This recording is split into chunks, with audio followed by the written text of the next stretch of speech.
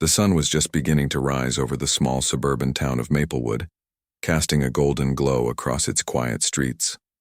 Birds chirped cheerfully as people started their day, parents preparing breakfast for their children, neighbors exchanging polite smiles, and kids heading out to school with backpacks slung over their shoulders. Among them was 8-year-old Maya Johnson, a bright-eyed girl with an infectious laugh that could light up even the gloomiest room. Maya loved her mornings. They were filled with excitement about what new things she would learn at school or which games she'd play during recess. Her curly hair bounced as she skipped down the sidewalk, clutching her favorite pink notebook tightly in one hand. It wasn't just any notebook. It held drawings of her dreams, becoming an astronaut, building robots, and traveling around the world. Maya lived with her mother, Lisa, who worked tirelessly as a nurse at the local hospital. Life wasn't always easy for them, but Lisa had taught Maya to find joy in the little things: a warm meal, a kind word, or a sunny morning like this one.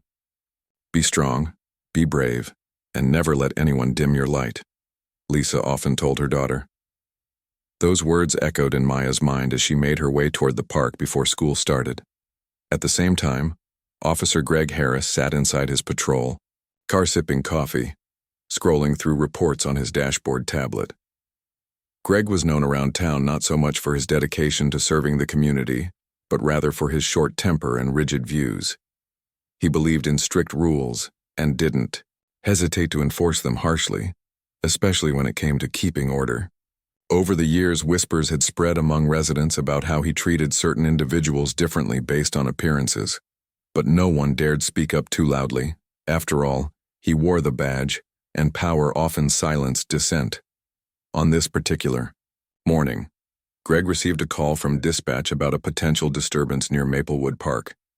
Someone reported seeing a child behaving suspiciously by the playground. Without hesitation, Greg turned on his sirens and sped off, muttering under his breath about unruly kids these days. When he arrived, the scene couldn't have been more innocent. Maya was sitting cross-legged on a bench, completely absorbed in sketching flowers in her notebook. Around her lay scattered pencils and erasers, evidence of her creative focus. She hadn't noticed the police car pulling up until the sound of boots crunching against gravel broke her concentration. Greg stepped out of his vehicle, towering over the tiny figure on the bench. His stern expression softened slightly when he saw it was just a young girl, but something about her presence irked him. Maybe it was the way she looked up at him without fear, her big brown eyes curious instead of intimidated, or maybe it was the colorful notebook she clutched protectively, as if it contained secrets he couldn't understand. "Hey, what are you doing here?" Greg barked, startling Maya. "I'm drawing pictures," she replied softly, holding up her notebook to show him. "See?" But Greg barely glanced at her artwork. Instead, his gaze lingered on the color of her skin, and his tone grew colder. "You shouldn't be loitering here alone. Do your parents know where you are?" Maya nodded earnestly. "Yes, sir, my mom does." Still unsatisfied, Greg pressed further, accusing her of being truant despite her protests. When Maya tried to explain that she was simply enjoying some fresh air before class, Greg's patience snapped. He grabbed her arm roughly, ignoring her cries of pain and confusion, and cuffed her tiny wrists behind her back. Tears streamed down Maya's face as she pleaded, "I didn't do anything wrong." But Greg ignored her, loading her into the backseat of his cruiser while passers-by watched in stunned silence. What happened next would change both their lives forever, and prove that karma has a way of catching up to those who abuse their power. As Officer Greg Harris drove away with Maya in the backseat of his patrol car, the quiet morning in Maplewood began to shift. What had started as an ordinary day quickly turned into something far more unsettling for everyone involved. Word spread like wildfire through the neighborhood. Neighbors peeked out of their windows, horrified expressions on their faces as they watched the little girl being taken away. Some even snapped photos or recorded videos with their phones, unsure of what else to do. In the back seat, Maya sat trembling, her small frame overwhelmed by the heavy handcuffs around her wrists. She tried to wipe away her tears but couldn't. Stop shaking.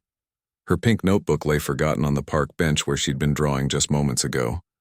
All she could think about was her mom and how worried she would be when she found out what happened. "I didn't do anything wrong," she whispered to herself over and over again, clinging to the hope that someone, anyone, would come to help her. Meanwhile, Officer Harris focused on the road ahead, his jaw clenched tightly. He told himself he was doing his job, enforcing the rules no matter who broke them. But deep down, a flicker of doubt crept into his mind. He glanced at Maya in the rearview mirror and saw the fear etched across her face. For a brief moment, guilt tugged at him, but he pushed it aside. "Kids need discipline," he muttered under his breath, trying to convince himself that he was right. At the police station, things only got worse. When Maya was brought inside, officers and staff members exchanged uneasy glances.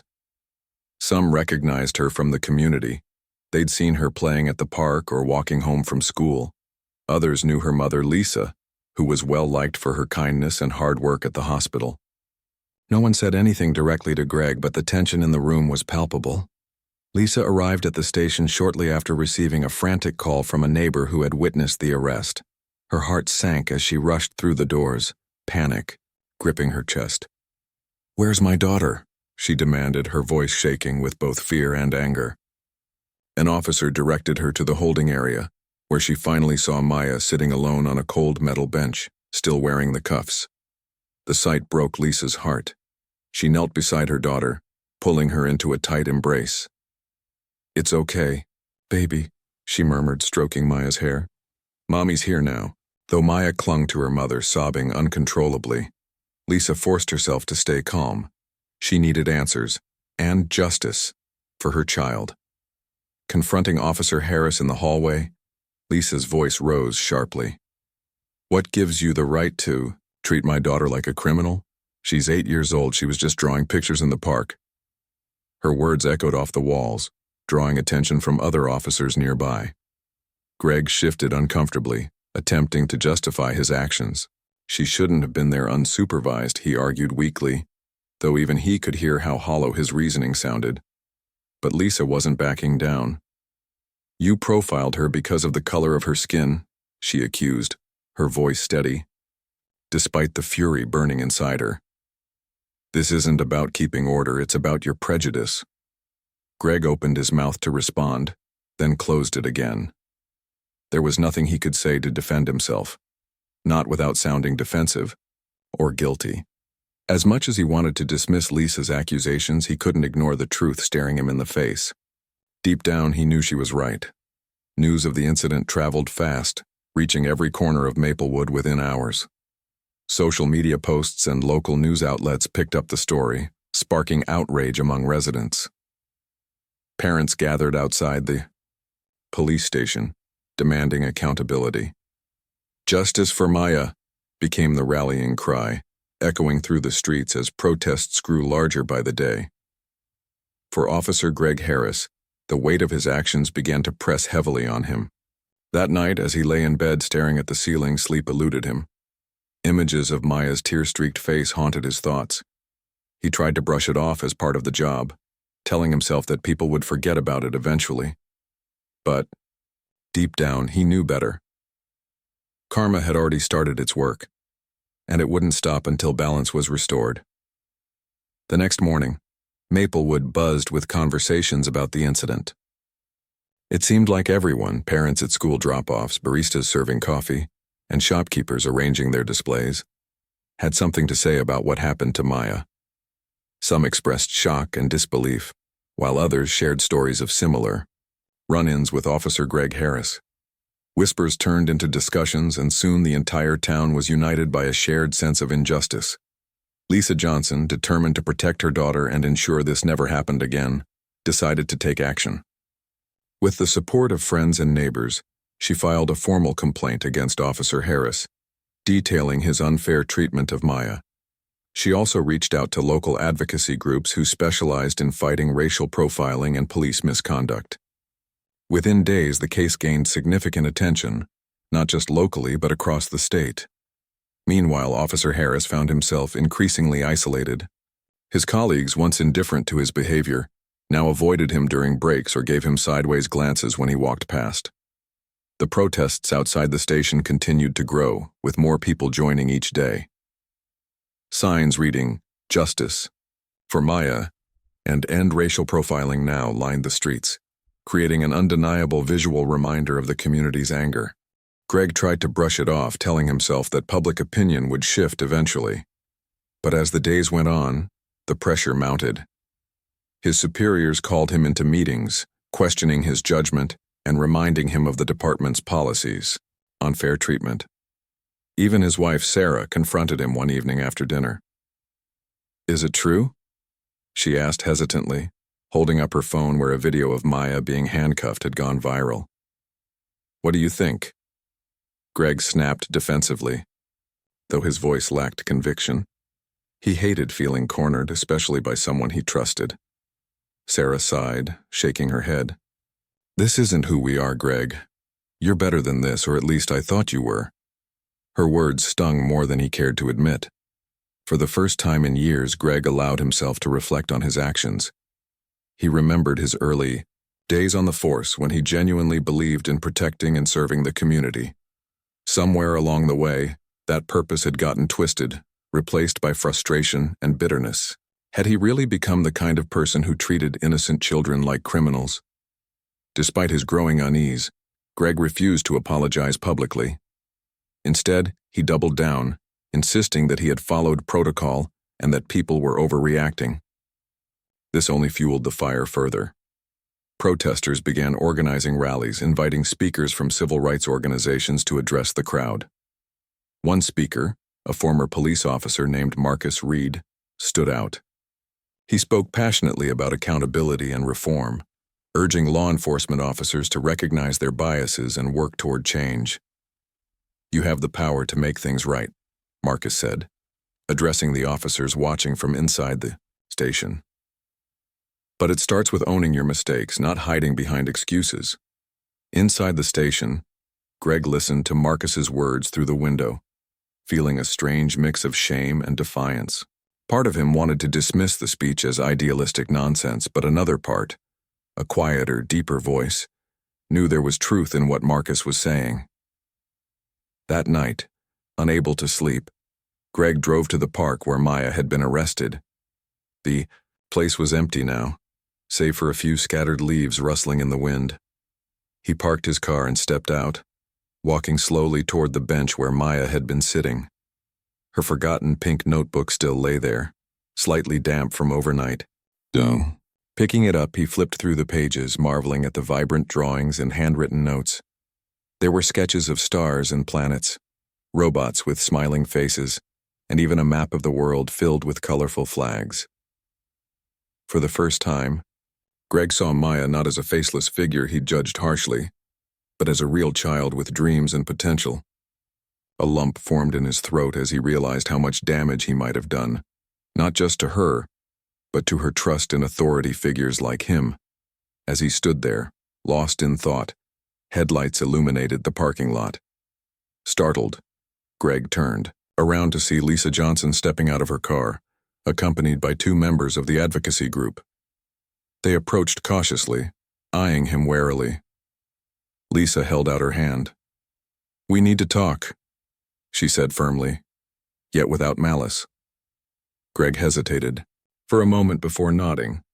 Whatever came next, he knew, would determine whether he could salvage any shred of redemption, or let karma finish its course. The air was tense as Lisa Johnson and the two advocates approached Officer Greg Harris in the dimly lit park. The moon hung low in the sky, casting long shadows across the empty playground. For a moment, no one spoke. Only the sound of crickets chirping broke the silence. Then Lisa took a step forward, her eyes locking onto Greg's. "We didn't come here to fight," Lisa began, her voice calm but firm. "We came because this has gone far enough.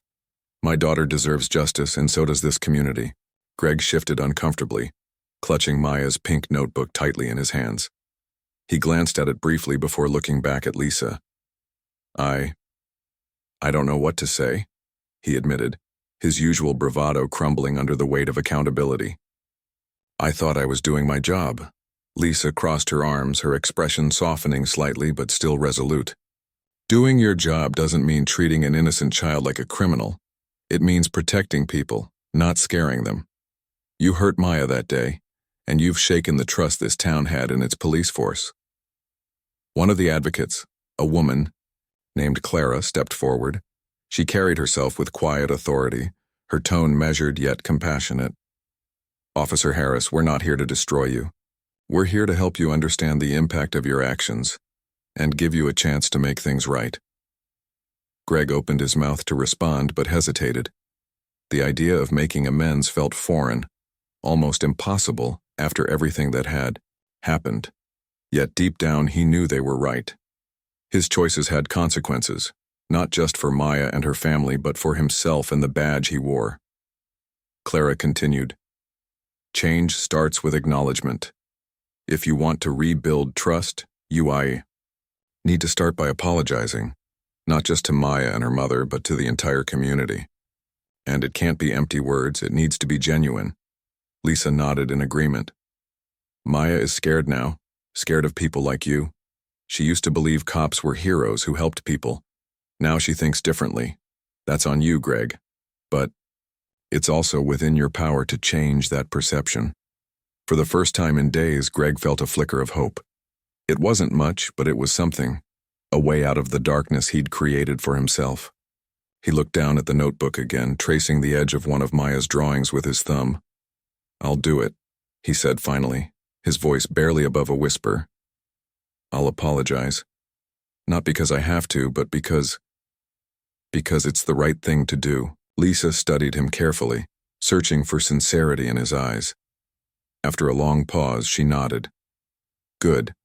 But remember, actions speak louder than words. We'll be watching." The meeting ended shortly after, with Greg agreeing to attend a public forum organized by the advocacy group. It would be held at the local community center, giving residents a chance to voice their concerns and share their experiences with law enforcement. Greg wasn't looking forward to facing the crowd, but he understood it was part of the process. That night, as Greg drove home, his mind raced with thoughts of what lay ahead. He replayed the conversation in his head, wondering if he truly had the strength to face the consequences of his actions. Would the community forgive him? Could he ever forgive himself? When he arrived home, Sarah was waiting up for him. Seeing the exhaustion etched on his face, she asked softly, "How did it go?" Greg sighed, sinking into a chair at the kitchen table. "It went better than I expected. They gave me a chance to fix things, to apologize. I think I might actually deserve it." Sarah placed a hand on his shoulder, offering silent support. "Then take it," she said simply. "Take the chance and prove them wrong. Prove yourself wrong." As Greg sat there in the quiet warmth of his home, he realized that redemption wasn't going to be easy. It would require humility, courage, and a willingness to confront his own flaws. But for the first time in years, he felt ready to try. Little did he know, karma wasn't done with him yet, and neither was Maya. The day of the public forum arrived, and Maplewood Community Center buzzed with energy. Rows of chairs were set, up in the main hall, but they quickly filled as residents poured in. Parents, teachers, activists, and even children eager to see what would happen next. The atmosphere was charged with emotion. Some attendees carried signs while others whispered anxiously among themselves. At the front of the room stood a small podium where speakers would address the crowd. Officer Greg Harris arrived early, his hands trembling slightly as he adjusted his tie in the car's rearview mirror. He had rehearsed his apology countless times over the past few days, yet nothing could fully prepare him for standing before so many people who felt betrayed by his actions. Taking a deep breath, he stepped out of the vehicle and made his way inside. As he entered the community center, all eyes turned toward him. Conversations hushed, replaced by stares ranging from curious to hostile. Greg kept his head down, focusing on putting one foot in front of the other. Clara, the advocate who had spoken with him in the park, greeted him at the door. "You're doing the right thing," she said quietly, offering a reassuring smile. Her words did little to ease his nerves, but he appreciated the gesture nonetheless. When it was finally time for Greg to speak, Clara introduced him to the audience. "Today, Officer Harris has agreed to address this community openly and honestly," she announced, her tone neutral but firm. "This is an opportunity for accountability, for healing and growth." Greg approached the podium, gripping its edges tightly as he scanned the sea of faces before him. Among them sat Lisa Johnson and Maya, seated near the front row. Maya looked smaller than ever, clutching her mother's hand tightly. For a moment, Greg struggled to find his voice. Then, summoning every ounce of courage he possessed, he began. "I'm here today because I owe you all an apology," he started, his voice steady despite the knot in his stomach. "What I did to Maya, it wasn't just wrong. It was cruel. I let my biases cloud my judgment, and I failed not only her but this entire community." He paused, glancing at Lisa and Maya. "Maya is a child. A bright, talented, and innocent girl who deserved kindness, not fear. Instead, I treated her like a suspect, and for that I am deeply sorry." A murmur rippled through the crowd. Some nodded approvingly while others remained skeptical. Greg pressed on, his words growing more heartfelt. "I joined law enforcement because I wanted to protect people, to make a difference. Somewhere, along the way, I lost sight of that purpose. But I promise you I'm committed to changing, to learning, to being better." When he finished speaking, the room fell silent. No applause followed, but neither did outright hostility. It was clear that his apology had struck a chord, even if forgiveness wouldn't come easily. After Greg stepped away from the podium, Lisa rose to speak. With Maya standing beside her, she addressed the crowd.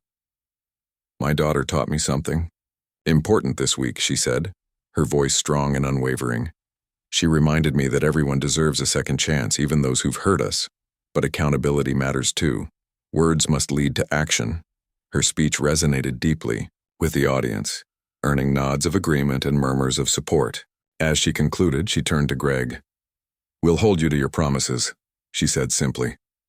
Though the forum marked a turning point, Greg knew his journey was far from over. Outside the community center, reporters waited, eager to capture his reaction. Cameras flashed as he walked past, their questions ringing in his ears. Yet amidst the chaos, he noticed something unexpected, a single bouquet of flowers left anonymously on the hood of his patrol car. Attached was a note. "Thank you for trying."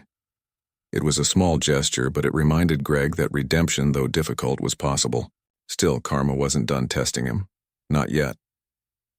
In the weeks following the public forum, Officer Greg Harris began taking concrete steps to prove that his apology wasn't just empty words. He enrolled in sensitivity training programs organized by the advocacy group, attended workshops on racial bias and policing, and volunteered at community events designed to rebuild trust between law enforcement and residents. Each day was a challenge. He faced skepticism from colleagues who thought he was going soft, and endured cold stares from townsfolk who doubted his sincerity. But Greg pressed on, determined to make amends. One Saturday morning, Greg found himself at Maplewood Park, helping organize a cleanup event hosted by local families. Armed with gloves and trash bags, he worked alongside parents and children, including some who had once feared or distrusted him. Maya and Lisa were there too, though they kept their distance initially. Greg didn't push. He understood that earning back their trust would take time. As he picked up litter near the playground, a small voice called out, "Why are you here?" Greg turned to see Maya standing a few feet away, her pink notebook tucked under one arm. Her expression was curious but guarded. For a moment, Greg froze, unsure how to respond. Then, kneeling down to meet her eye level, he said softly, "I'm here because I want to help, and because I want to show you, and everyone else, that I can do better." Maya studied him for a long moment before nodding slowly. "Okay," she replied simply, then turned and walked back to her mother. Though brief, the interaction left Greg feeling hopeful. It was a small step, but it mattered. Meanwhile, Lisa watched the exchange from afar, her arms crossed as she leaned against a tree. She hadn't fully forgiven Greg yet, but she couldn't deny the effort he was putting into changing. Still, she remained cautious, reminding herself that actions spoke louder than words. When Greg approached her later to ask if they could talk, she agreed, but only briefly. "I see you're trying," Lisa told him, her tone measured. "But don't expect forgiveness overnight. You've got a lot more work to do." Greg nodded solemnly. "I know, and I'll keep doing it, for as long as it takes." Despite these efforts, not everyone was ready to give Greg a second chance. Some officers at the station mocked him behind his back, calling him soft or accusing him of caving to public pressure. Others ignored him altogether, leaving him isolated during shifts. Even his wife, Sarah, struggled to reconcile the man she married with the person Greg was becoming. One evening, after a particularly grueling day, she confronted him. "Are you sure this is worth it?" she asked, her voice tinged with frustration. "You're losing friends, respect, maybe even your career. Is it really worth all this pain?" Greg sighed, running a hand through his hair. "It has to be," he replied firmly. "Because if I don't change, if I don't try, I'll lose something far more important. My integrity. I can't go back to being the person I was, Sarah. Not anymore." Sarah didn't respond right away, but eventually, she nodded. "Then, I'll stand by you," she said quietly. "But you need to promise me one thing. You won't give up when things get hard," Greg promised, though he knew the road ahead wouldn't be easy. Karma continued to test him in unexpected ways. Late one night while patrolling the outskirts of town, he encountered a young boy wandering alone along a dark street. The child looked scared and disoriented, clutching a stuffed animal tightly. Instinctively, Greg pulled over and approached, cautiously. "Hey there," he said gently, kneeling down. "Are you lost?" The boy hesitated before nodding. I can't find my way home." Instead of reacting with suspicion or authority, Greg offered a reassuring smile. "Don't worry, we'll figure it out together." He radioed for backup and stayed with the boy until his parents arrived, earning heartfelt thanks from the relieved family. Later that night, as Greg drove back to the station, he realized something profound. Every choice mattered. Every act of kindness or cruelty rippled outward, shaping not just his life, but the lives of those around him. Karma wasn't done teaching him lessons, but perhaps, just perhaps, he was finally learning. Months had passed since the incident at Maplewood Park, and life in the small town began to settle into a new rhythm. Officer Greg Harris was no longer the man he used to be. His transformation wasn't perfect, but it was undeniable. Slowly, people started noticing the changes. How he greeted children with a smile instead of suspicion. How he listened patiently when residents voiced concerns, and how he went out of his way to assist those in need. It wasn't easy, and not everyone welcomed him back with open arms, but Greg didn't expect overnight forgiveness. He understood that redemption was a marathon, not a sprint. For Maya and Lisa Johnson, things were different too. Maya still carried her pink notebook everywhere she went, filling its pages with drawings of robots, stars, and dreams bigger than ever before. But now, there was something new in her sketches. A police officer standing beside a little girl, holding an umbrella to shield her from the rain. When Lisa asked about it, Maya simply smiled and said, "That's what happens when someone tries to be better." One crisp autumn afternoon, the town held its annual Harvest Festival, a celebration filled with laughter, music, and community spirit. Families gathered in the park where everything had unfolded months earlier, enjoying pumpkin carving contests, food stalls, and live performances. As Greg walked through the crowd, he felt nervous but hopeful. This was the first large event where he'd interact openly with the community since the protests, and he wasn't sure how people would react. To his surprise, some parents nodded politely as he passed, while a few even thanked him for his recent efforts. One child even ran up to him, handing over a handmade card that read, "Thank you for protecting us." Greg's eyes welled up as he tucked the card into his pocket, vowing never to forget the kindness behind it. As the sun dipped lower, in the sky, painting the horizon orange and gold, Greg spotted Lisa and Maya sitting together under a tree.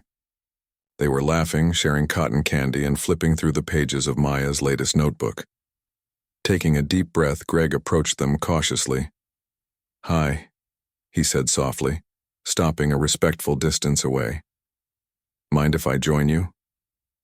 Lisa hesitated for a moment, then nodded. "Just don't make this weird," she joked lightly, though her tone carried a trace of warmth. Maya grinned and patted the grass beside her. "You can sit here." Greg lowered himself onto the ground, feeling both humbled and grateful.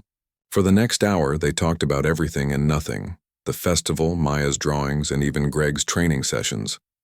It wasn't a grand reconciliation, but it was progress. And sometimes, Greg realized, progress was enough. Later, that evening, as fireworks lit up the sky, Greg stood alone near the edge of the park, watching bursts of color reflect off the faces of happy families. Behind him, Maya and Lisa joined quietly, standing close without saying a word. In that moment, surrounded by the beauty of the night and the promise of healing, Greg felt a sense of peace he hadn't known in years. Karma, it seemed, had struck, not with vengeance, but with opportunity. Greg hadn't escaped the consequences of his actions, but he had chosen to face them head-on. And in doing so, he had begun to rebuild not just his reputation, but his humanity. As the final firework faded, into the darkness, Maya turned to Greg and whispered, "Do you think we could draw something together someday?" Greg smiled, his heart swelling with hope. "I'd like that," he replied. "I really would." And for the first time in a long time, he believed it. This concluding section ties up loose ends, emphasizing growth, forgiveness, and the possibility of a brighter future for everyone involved. Let me know if you'd like any adjustments or additional details.